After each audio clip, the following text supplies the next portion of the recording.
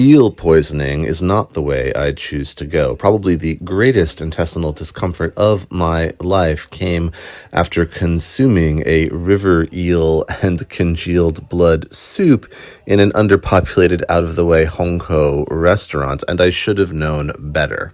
Still, when the summer heat hits, unagi or not, here I come, as many East Asian gourmands go after eels for their supposedly cooling effect. And we're looking here at an eel in the work of a contemporary Chinese artist. This gallery is on the Upper East Side of Manhattan if you want to pop in. And I chose this in preference over the many other options frequently coming out of Japan, where the eels always look so ineffably phallic to me. But rearing eels, as my title here implies, and as I say that, I realize is a tongue twister for Japanese speakers on the order of actuary, actually, are at the heart of a story I want to tell you about the role of the local magistrate in late imperial China. We talked a few videos back about how they were responsible for everything in their county, from taxes to education to criminal justice. And even in those domains, they often were responsible for basically everything. So this story is set in the Changhua reign period, so let's call it the 1470s, but is first recorded after 1625. It so happens that in Yanshan County, there is a firewood vendor who loved eating eels. And one day he comes home from the market and he is ravenous. So his wife cooked him eels to eat, and he indulges himself to the fullest. But he notices his belly is aching terribly, and he dies.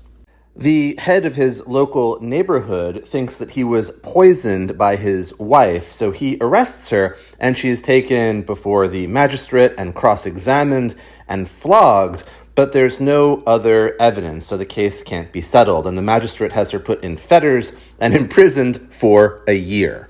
And that's when a higher official, surnamed Zhang, comes through and reviews the case. And the context here is that in late imperial China, for the most serious crimes, and that would include either something like homicide, which is what this was, or something that was sort of socially perverse, an inferior killing a superior, a wife killing her husband, the most local magistrate might review the case but wouldn't actually carry out the punishment. And so it waits until a supervising official who kind of goes around to these different administrative areas can check it out. And he does, and he reads the file, and he suspects that maybe the man just died from eel poisoning. So he summons a fisherman, and he tells him to catch several hundred pounds of eels, and they're all put in a big urn of water, and some of them rear their heads a couple of inches above that level, and 7 of these were counted. The official is amazed by this, and so he summons the woman, and he tells her to cook up these specific eels in his presence. And he's going to be serious and scientific, so he takes a man who is sentenced to death and gives him the eels. And no sooner does he swallow the first mouthful than he says there is a terrible pain in his stomach.